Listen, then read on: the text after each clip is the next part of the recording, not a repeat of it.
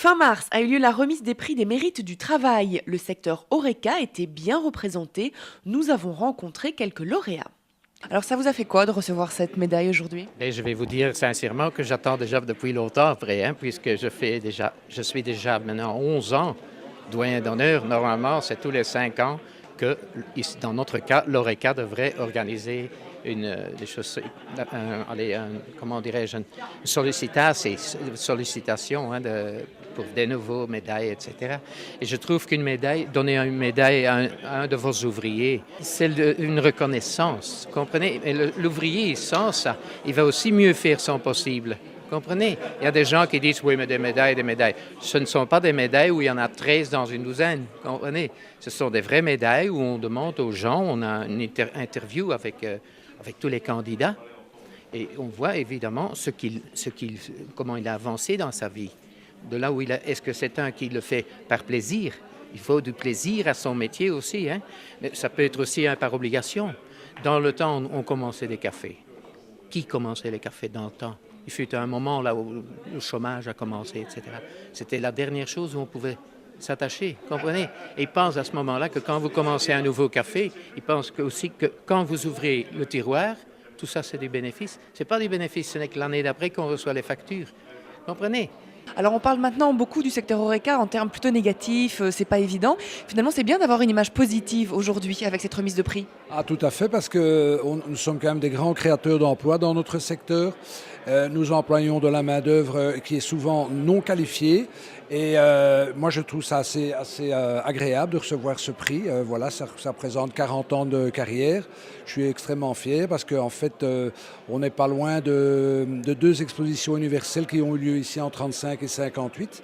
Et mon grand-père et mon père ont eu chacun le restaurant à ce moment-là. Donc ça me fait encore en plus un petit... une petite pensée pour eux. Vous êtes confiant dans l'avenir pour le secteur Horeca? Ah, tout à fait, tout à fait. Moi, j'ai passé ma vie à former des gens et quand les gens ont envie de travailler, ils arrivent toujours dans notre métier. Moi, j'ai des gens qui ont travaillé chez moi. Ce qui est très important, c'est vouloir travailler et avoir un peu un don pour les langues. Moi, j'ai des gens qui ont travaillé chez moi, qui travaillent aux États-Unis, qui travaillent à Hong Kong parce qu'ils avaient envie d'arriver. Et donc pour vous cette médaille c'est vraiment une reconnaissance de tout un travail tout au long de votre vie en fait? Moi, je n'ai rien demandé, mais je pense que ce sont mes pairs qui ont voulu me remercier, peut-être pour le fait que toute ma famille et moi-même sommes présents à Bruxelles depuis quand même 90 ans. Ça fait un petit temps. Moi, je suis troisième génération. Et c'est très amusant parce que mon frère et moi, nous ne travaillons pas ensemble, mais mon frère a été fait il y a quelques mois fournisseur de la cour et moi j'ai ce diplôme, donc ça me ferait très plaisir. Évidemment on peut dire que vous êtes vraiment tombé dans la bassine de l'Horeca dès votre plus jeune âge. Comme Astérix, je suis tombé dans une grande casserole quand j'étais petit, voilà. Ça représente quoi pour vous cette médaille? Écoutez, c'est un grand honneur. C'est un honneur qui me va droit au cœur parce qu'il récompense finalement beaucoup d'années de travail, beaucoup de sacrifices, beaucoup d'investissements, beaucoup de dons de soi. Et donc, je profite d'ailleurs de cette occasion pour remercier Philippe Trinet et Yvan Roch qui m'ont proposé à cette médaille. Et comme je disais, ça me touche vraiment beaucoup. Finalement, c'est une médaille qui remotive quelque part si on a un petit coup de mou. Écoutez, c'est une médaille qu'on reçoit après 15 ans, si je ne me trompe pas, d'exercice. Et je pense que je suis reparti du coup pour au minimum 15 ans. Vous, l'Horeca, c'est une passion? L'Horeca, c'est plus qu'une passion, ça fait partie intégrante de mon ADN, puisque je suis fils de restaurateur, petit-fils de restaurateur, et je n'attends qu'une chose, c'est que mes enfants reprennent la relève. Vous êtes confiant dans l'avenir? Écoutez, malgré tout ce climat un peu pessimiste et morose dont on parle maintenant, je pense que plus que jamais, les gens qui fréquentent nos établissements ont besoin de se divertir, de penser à autre chose, de passer à autre chose. Et c'est là que notre rôle prend toute son importance. Alors ça représente quoi pour vous cette médaille? Laquelle? Parce que j'en ai eu deux aujourd'hui. Alors l'une et puis l'autre. Alors la médaille d'or, c'est parce que comme toujours, je fais le chemin jusqu'au bout, que ce soit dans le travail ou dans n'importe quelle organisation. J'ai commencé par le bronze et je termine par l'or, étant donné que c'est une filière comme ça. Alors l'autre médaille, ça c'est véritablement quelque chose qui me fait plus plaisir d'être doyenne, dans le sens que je suis quand même dans les fédérations Horeca depuis plus de 20 ans, je crois 25 ans, et que quelque part je considère que j'y ai pas mal travaillé. En tout cas, si je n'ai pas bien fait les choses, de toute façon j'étais toujours présente et j'ai toujours voulu bien le faire. Alors, c'est quoi les fédérations? C'est la défense de notre profession, comme je le disais tout à l'heure au micro. notre profession est galvaudée. On ne comprend pas le travail que ça nous demande, on ne comprend pas les heures que ça nous demande, le côté social que nous faisons, le côté embauche que nous faisons. Et en fin de compte, moi j'ai envie de défendre ça et c'est pour ça que je suis dans les fédérations. Malgré tout, vous restez positif quand même. Mais je reste positif parce que j'aime mon métier et que de toute façon, même si on le critique, moi je l'aime bien. Mais en fin de compte, je voudrais bien qu'on remette un petit peu ça au niveau de redorer le métier.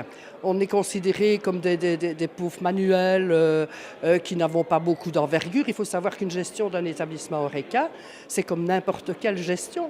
Il faut investir, il faut embaucher, il faut faire ses comptes trimestriels, il faut faire ses comptes journaliers. Donc en fait, quand on a XTV à l'entrée et à la sortie, donc en fin de compte, c'est quand même un métier où il faut avoir des connaissances non seulement fiscales, sociales, commerciales, sociales, non pas uniquement sociales, de convivialité et plus encore, il faut cuisiner, il faut servir à boire, etc. Donc c'est un métier multifacette que j'aime beaucoup et il faut qu'on le respecte.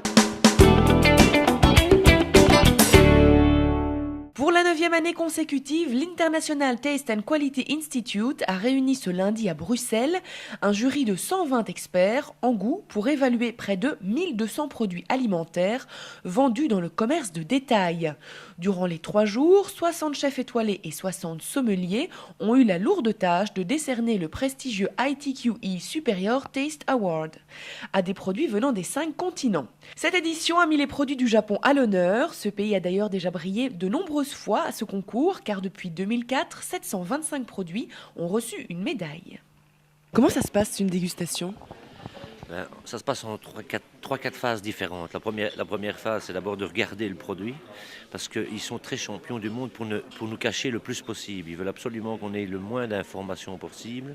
Donc ils nous donnent le produit, je vais dire, simplement en donnant le titre et l'appellation. Donc c'est à nous. Donc en gros, on sait si on goûte de l'huile ou si on goûte un poulet, hein, ça, il n'y a pas de problème. Mais ils ne nous disent pas si c'est une préparation, si c'est pas préparé, etc., si ça servi chaud ou froid. Donc qu'est-ce qu'on fait ? Nous, on essaye de simplement utiliser les 4 sens qu'on a, donc la vue, enfin, comme tout un chacun, on peut pouvoir retrouver le produit le plus efficace possible. Mais le but n'est pas celui-là, parce que c'est ce qu'ils cherchent ici, c'est de savoir ce qu'on peut en faire sur le marché. Ça veut dire qu'ils veulent avoir notre point de vue de chef. Donc ça veut dire que si c'était nous, est-ce que c'était possible de l'améliorer parce que avec ce qu'il y a là et de donner des conseils parce que c'est pour la grande distribution, donc ce sont des produits que tout un chacun va manger, donc on doit autant aimer, je vais dire, une moutarde qu'on doit aimer du wasabi, que l'on doit aimer, il faut apprécier le produit comme il est et essayer de pouvoir apporter notre touche pour pouvoir dire aux producteurs de ces produits, c'est peut-être ça qui serait mieux, devriez retirer du sel, ajouter un peu d'épices, voilà, donc on essaye, nous, en tant que chef, de donner les conseils pour pouvoir dire, ça nous a plu, pas plu, on a vraiment adoré certains produits depuis hier, on a vraiment adoré, puis on en a rejeté, en ce qui me concerne, moi j'en ai rejeté 2 ou 3, quoi, parce qu'il y a vraiment des articles, c'était pas pensable, et ils le mettent en concours, c'est très très bien, enfin en concours, c'est pas un concours, hein, parce que c'est simplement pour avoir un étiquetage, ce qu'ils font, ils désirent apporter cette touche de luxe qu'apporte la dégustation. Et donc, nous, on doit savoir, quand on donne des remises de prix, je vais dire, hein, que ce soit du bronze, de l'or, de l'argent, on doit savoir être assez sévère aussi pour ne pas lancer tout azimut un produit qui pourrait être, je vais dire, pas bien, mais en majorité, on a de très bons produits. Comment vous faites pour goûter ces produits ? Alors, déjà, c'est la découverte de saveurs qu'on connaît des fois et qu'on découvre autrement. Puisque c'est quand même des tests qu'on fait pour plutôt de l'industriel qui arrive de tout le monde entier, hein, donc beaucoup d'Asie entre autres. Donc c'est une découverte de saveurs autrement, c'est-à-dire qu'on découvre des façons de faire de gens qui passent des messages et on a une émotion plus ou moins forte. Bon, il y a quand même déjà un premier tri déjà dans tout ça. Donc on arrive ici, donc il y a un respect aussi de la maison qui va présenter ses produits. Il y en a des fois plusieurs par la même. On ne connaît pas, on n'a pas vu le packaging. Alors expliquez-nous un petit peu comment ça se passe quand vous recevez un produit. Alors quand on reçoit le produit, déjà on le regarde, puisqu'on doit noter son aspect. Ensuite on le sent, on le respire. Alors s'il est un peu froid, on essaie de le réchauffer un peu parce que les arômes et les odeurs se dégagent mieux.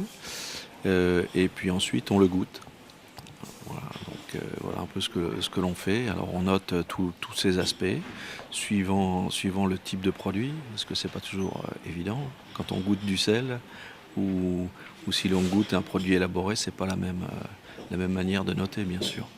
Vous avez eu de vraies surprises gustatives? Oui, on a vu de belles choses, alors plusieurs belles choses. Ce matin, par exemple, il y avait un lait aux noisettes, c'était assez intéressant. Un biscuit aussi, un biscuit un peu long, avec une forme originale et tout à fait nouveau. En tout cas pour moi, j'avais jamais vu ce biscuit qui semblait avoir été cuit un peu comme les gâteaux basques, c'est-à-dire un peu en couches. Alors le gâteau c'était un quart de rond, donc on aurait dit qu'il était coupé ensuite, et puis ça faisait un peu des strates. C'était vraiment sympathique, quoi. C'est important pour vous de participer à ce genre d'événement? Oui, bien sûr, ça permet de voir un peu tout ce qui se fait à travers le monde, parce que vous avez vu, on a beaucoup de produits qui viennent de l'autre bout de la Terre, des produits asiatiques, enfin il y a des produits de partout, et c'est vraiment très très intéressant, c'est vraiment une très belle initiative.